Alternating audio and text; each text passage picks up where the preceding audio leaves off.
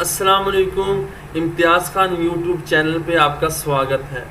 बहुत ही interesting topic normality analysis and multi collinearity analysis को डिस्कस करेंगे, जिसमें आप सीखेंगे कि किस तरीके से SPSS में इसको रन करते हैं, डिफरेंट टेबल की इंटरप्रिटेशन कैसे करते हैं, प्लस बहुत ही आसान और सिंपल वे से होल कॉन्सेप्ट को हम समझेंगे और आप लर्न करेंगे। इसके लिए आपको वीडियो को एंड तक देखें ताकि आपको होल कॉन्सेप्ट की अंडरस्टैंडिंग हो सके। सो मूव करते हैं। What is skewness? Skewness represent the bell curve shape. अगर आप यहाँ पे देख सकते हैं, ये जो बेल कर्व शेप है, दिस इज अ स्क्यूनेस। अगर ये लेफ्ट साइड के ऊपर हो ये bell curve shape, then we called positive skewed, तो हम इसे पॉजिटिव स्क्यूड कहते हैं। अगर ये राइट साइड के ऊपर हो तो इसको हम नेगेटिव स्क्यूड कहते हैं। इस तरह कर्टोसिस क्या है? Kurtosis represent the peakness and flatness of the data. अगर नॉर्मल डिस्ट्रीब्यूशन से ये कब ऊपर की तरफ जा रहा हो तो इट्स मीन ये पॉजिटिव कर्टोसिस है, और अगर ये नॉर्मल डिस्ट्रीब्यूशन से कम हो तो इट्स मीन ये नेगेटिव कर्टोसिस है। So what is normality analysis?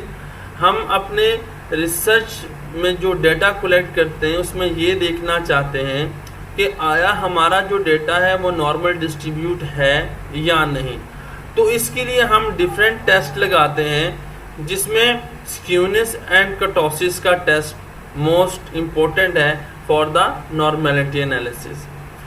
Normality analysis के मुताबिक अगर स्क्यूनेस और कर्टोसिस की जो वैल्यू है वो अप्रॉक्सीमेटली 0 है तो इट्स मीन कि जो डेटा की डिस्ट्रीब्यूशन है वो नॉर्मल है। मतलब कि अगर स्क्यूनेस और कर्टोसिस की वैल्यू तकरीबन 0 के करीब है तो इट्स मीन कि जो डेटा है वो नॉर्मल डिस्ट्रीब्यूट है। अगर पॉजिटिव वैल्यू है तो इट्स मीन कि ये पॉजिटिव स्क्यूड है, और इस सूरत में जो कर्व होगा वो पीक पॉइंट के ऊपर होगा जो कि नॉर्मल डिस्ट्रीब्यूशन से ज़्यादा होगा। और अगर नेगेटिव स्क्यूड है, जिस तरह आप यहाँ पे देख सकते हैं, तो नॉर्मल डिस्ट्रीब्यूशन से यहाँ पे जो डेटा है वो फ्लैट है, यहाँ पे कर्व, तो इट्स मीन ये नेगेटिव स्क्यूड है।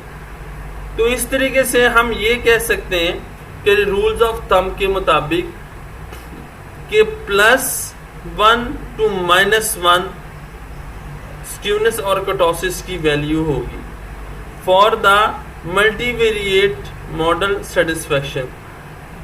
अगर +1 और -1 से ज़्यादा हो जाए तो हम कह सकते हैं कि जो डेटा है वो नॉर्मल डिस्ट्रीब्यूट नहीं है। अब हम मूव करते हैं SPSS की तरफ कि हम किस तरीके से इस टेस्ट को रन करते हैं। एनालाइज के बाद यहाँ पे क्लिक करना है descriptive statistics and then explore. जैसे ही एक्सप्लोर किया क्लिक किया बटन पे, तो यहाँ पे आप देख सकते हैं, इसको रीसेट कर लेते हैं। इस टेबल में हमने करना क्या है कि जो हमारे पास वेरिएबल है, वेरिएबल को सेलेक्ट करने का तरीका के शिफ्ट और लास्ट के ऊपर क्लिक किया और यहाँ पे इंसर्ट कर दिया। तो यहाँ पे आपने स्टैटिस्टिक्स के ऊपर हम यहाँ पे जो है वो आउटलायर को सेलेक्ट करेंगे, कंटिन्यू। प्लॉट के अंदर अगर यहाँ पे हम जो है वो नॉर्मेलिटी प्लॉट टेस्ट को सेलेक्ट करेंगे एंड देन कंटिन्यू। ऑप्शन और बूटस्ट्रैप को हम एज इट इज रहने देंगे। यहाँ पे हमें बहुत चाहिए, स्टैटिस्टिक्स भी हमें चाहिए और प्लॉट से भी हम देखेंगे कि हमारा डेटा नॉर्मल डिस्ट्रीब्यूट हुआ है कि नहीं। तो बहुत के ऊपर आपने क्लिक करना है और इसके साथ ही आपने ओके का बटन जो है वो क्लिक कर देना है। तो हमारे पास यहाँ पे आप देख सकते हैं आउटपुट विंडो में फर्स्ट के ऊपर हमारे पास केस प्रोसेसिंग समरी है, जिसमें वैलिड, मिसिंग और टोटल के कॉलम्स में रिप्रेजेंट हो रहे हैं कि हमारे पास वैलिड कितने हैं, मिसिंग वैल्यूज कितनी हैं और टोटल कितनी है। इसके बाद जो मोस्ट इम्पोर्टेंट है वो हमारे पास है डिस्क्रिप्टिव का। डिस्क्रिप्टिव में आप यहाँ पे देख सकते हैं कि हमारे पास जो फर्स्ट है एफ के फाइनेंशियल नॉलेज, तो हमारा जो मेन फोकस है इस टेबल में वो है स्क्यूनेस और कर्टोसिस। जो हमारे पास स्क्यूनेस की अगर आप यहाँ पे वैल्यू देखें तो ये -1 -0.382 0.133, सो ये प्लस और माइनस के दरमियान है। और इसी तरीके से कर्टोसिस की वैल्यू भी -1 और +1 के दरमियान है। यानी अगर आप यहाँ पे देखें तो ये 0.544 0.265, तो ये भी +1 और माइनस के दरमियान है। तो हम ये कह सकते हैं कि हमारा जो डेटा है वो नॉर्मल डिस्ट्रीब्यूटेड है और हम इसको फर्दर एनालिसिस के लिए यूज कर सकते हैं। इसी तरीके से अगर हम दूसरे वेरिएबल की तरफ मूव करें तो आप यहाँ पे देख सकते हैं ये हमारे पास सेकंड वेरिएबल है जिसमें ये यहाँ पे माइनस और प्लस में आ रहा है और ये पॉइंट्स के अंदर आ रहे हैं। तो इट्स मीन यहाँ पे भी स्क्यूनेस और कर्टोसिस जो है उनकी वैल्यू +1 और -1 के दरमियान है। तो ये जो हमारा डाटा है ये भी नॉर्मल डिस्ट्रीब्यूट है और इसको हम फर्दर एनालिसिस के लिए यूज कर सकते हैं। इस तरह हमारे पास ये थर्ड वेरिएबल है SI, तो यहाँ पे आप देख सकते हैं कि ये भी प्लस और माइनस के दरमियान वैल्यूज आ रही हैं, लेकिन कर्टोसिस की वैल्यू 1.047 जो कि 1 से ज़्यादा है, लेकिन ये बहुत कम, मतलब कि अप्रॉक्सीमेटली तकरीबन 1 है। तो हम ये भी कह सकते हैं, ये कहते हैं कि ये जो हमारा डेटा है ये भी अप्रॉक्सीमेटली नॉर्मल डिस्ट्रीब्यूटेड है। तो इसी तरीके से आप 1 बाई 1 जो है वो इनकी वैल्यूज़ को देखेंगे और इसके बाद फिर आप इसको इंटरप्रेट करेंगे। अब यहाँ पे जो हमारे पास वेरिएबल है, अब यहाँ पे देख सकते हैं ये भी सेम हमारे पास प्लस और माइनस के दरमियान आ रहा है और यहाँ पे भी +1 और माइनस के दरमियान वैल्यूज़ आ रही हैं जो कि रिप्रेजेंट कर रही हैं कि हमारे पास जो डेटा है वो नॉर्मली डिस्ट्रीब्यूट है। तो इन दिस वे हम क्या कर सकते हैं, अपने डेटा की नॉर्मल डिस्ट्रीब्यूशन को देख सकते हैं डिस्क्रिप्टिव टेबल के अंदर। अब हम मूव करते हैं प्लॉट्स के थ्रू हम किस तरीके से देख सकते हैं कि हमारा डेटा जो है वो नॉर्मल डिस्ट्रीब्यूटेड है या नहीं।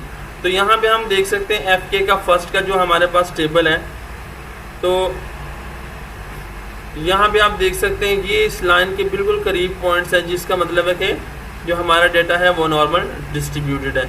इस तरह हमारे पास जो दूसरा वेरिएबल है FS, तो FS की जो वैल्यू है आप यहाँ पे देख सकते हैं, ये भी जो डेटा है ये भी बिल्कुल लाइन के साथ ही पॉइंट्स है जो कि शो करवाते हैं कि ये डेटा भी नॉर्मल डिस्ट्रीब्यूटेड है। तो इस तरह आपने 1 बाई 1 एक को चेक करना है कि ग्राफिकल रिप्रेजेंटेटिव के थ्रू कि हमारा डेटा जो है वो नॉर्मली डिस्ट्रीब्यूटेड है या नहीं। हम यहाँ पे भी देख सकते हैं कि SI का जो डेटा है वो भी नॉर्मली डिस्ट्रीब्यूटेड है, बिल्कुल लाइन के साथ साथ है, जो कि शो करवाता है ये कि डेटा नॉर्मल डिस्ट्रीब्यूटेड है। इसी तरीके से हमारे पास जो है वो SB का डेटा है, तो SB में भी आप देख सकते हैं जो डेटा है पॉइंट्स हैं वो भी लाइन के बिल्कुल करीब है, जो कि शो करवाते हैं कि हमारा डेटा जो है वो नॉर्मल डिस्ट्रीब्यूटेड है। Now we move toward multicollinearity. Multicollinearity test is applied to measure the extent to which two or more independent variables are correlated with each other.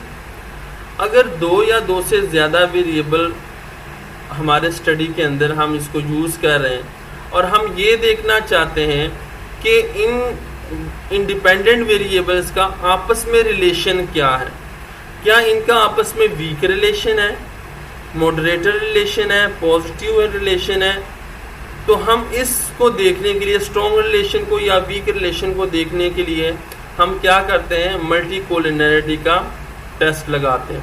अब मल्टीकोलिनियरिटी में अगर 0.90 से ज़्यादा हो दो वेरिएबल के दरमियान का रिलेशनशिप, इंटरकोर रिलेशनशिप, तो इन दिस केस ये हमारे पास बहुत स्ट्रॉन्ग रिलेशनशिप होता है और इन दिस केस हम फिर वेरिएबल को जो एक वेरिएबल है उसको रिमूव कर देते हैं अपने रिसर्च मॉडल में से।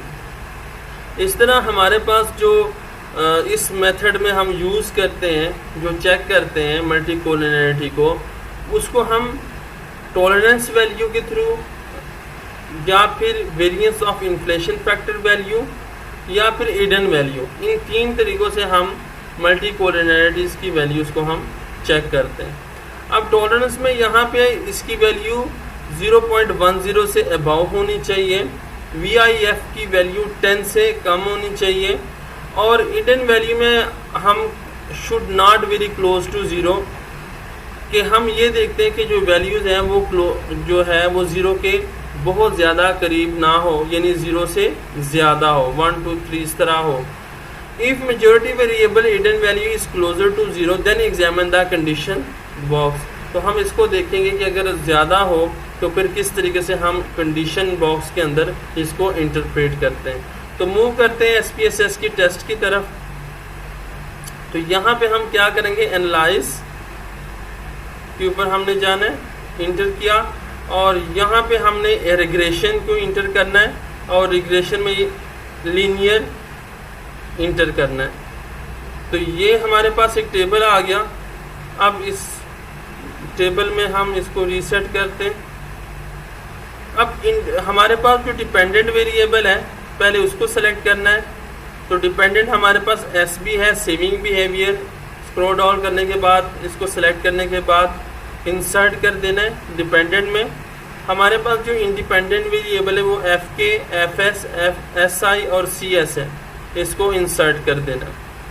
स्टैटिस्टिक्स को क्लिक किया और यहाँ पे कोलिनियरिटी डायग्नोसिस को आपने सेलेक्ट करना है और कंटिन्यू।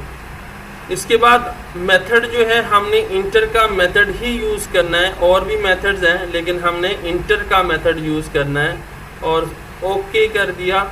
और जैसे ही आप ओके करेंगे आपके पास ये टेबल्स आ गए। हमारा जो मेन फोकस है वो है कोफिशिएंट के टेबल के ऊपर। तो हम कोफिशिएंट के टेबल को डिस्कस करेंगे। यहाँ पे कोफिशिएंट के टेबल में आप यहाँ पे देख सकते हैं हमारा जो मेन फोकस है वो है टॉलरेंस और VIF की वैल्यू। अब यहाँ पे देख सकते हैं कि जो टॉलरेंस है वो 0.757, मतलब कि जो वैल्यू थी 0.10 उससे ज़्यादा है। इस तरह VIF जो है उसकी भी वैल्यू जो है वो 10 से कम है। तो हम ये कह सकते हैं कि हम इस डेटा को फर्दर एनालिसिस के लिए यूज़ कर सकते हैं on the basis of these value. इस तरह जब हम बात करते हैं यहाँ पे कोलिनियरिटी डायग्नोस्टिक के टेबल के अंदर, तो हम यहाँ पे फोकस करते हैं हिडन वैल्यू। अब यहाँ पे आप देख सकते हैं कि तकरीबन जो है यहाँ पे मेजॉरिटी ऑफ द केसेस की जो वैल्यू है वो अप्रॉक्सीमेटली 0 के करीब है। तो फिर हम इस केस की सूरत में कंडीशन इंडेक्स की तरफ मूव करते हैं। अब कंडीशन इंडेक्स में क्या है कि अगर मोर देन 15 वैल्यू है तो इट्स मीन के जो हम टेस्ट करने जा रहे हैं मल्टीकोलिनियरिटी का, उसका प्रॉब्लम कहीं ना कहीं पे एग्जिस्ट कर रहा है। लेकिन अगर मोर देन 30 है तो इट्स मीन ये इंडिकेट करता है कि जो मल्टीकोलिनियरिटी की प्रॉब्लम स्ट्रॉन्गली कहीं ना कहीं पे मौजूद है। तो यहाँ पे आप देख सकते हैं इन सब की जो वैल्यूज है ये 30 से लेस है। तो हम ये कह सकते हैं कि जो हमारी मल्टीकोलिनियरिटी है वो वेरिएबल के दरमियान स्ट्रॉन्ग नहीं है। तो इस तरीके से हम क्या करेंगे, अपने टेबल्स को इंटरप्रेट करेंगे। तो ये सिंपल वे था हमारा मल्टीकोलिनियरिटी टेस्ट। इसके अलावा अदर टेस्ट भी मल्टीवेरिएट अजम्पशन में है, जिसमें हम कॉमन मेथड्स बायस को यूज़ करते हैं, जो कि हम नेक्स्ट लेक्चर में इसको सीखेंगे। तो अगर आपको ये वीडियो अच्छी लगी तो इसको लाइक करें, और चैनल पे नए हैं तो सब्सक्राइब करें, और बेल के आइकन को ज़रूर दबाएं ताकि नोटिफिकेशन आपको बर वक्त मिलती रहे। टेक केयर, अल्लाह हाफिज़।